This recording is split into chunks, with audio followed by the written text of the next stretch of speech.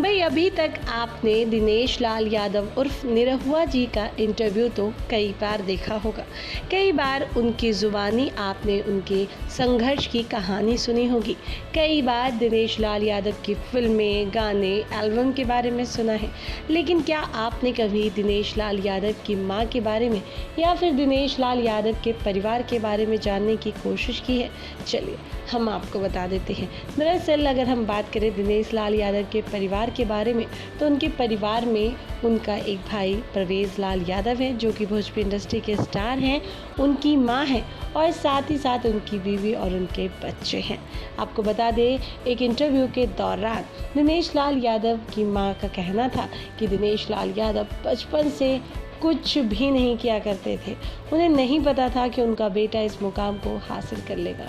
लेकिन महज 9 साल की उम्र में दिनेश लाल यादव जी के सर से उनके पिता का हाथ उठ गया था, जिसके बाद दिनेश लाल यादव ने इतनी कड़ी मेहनत की कि उन्होंने इस मुकाम को हासिल कर लिया।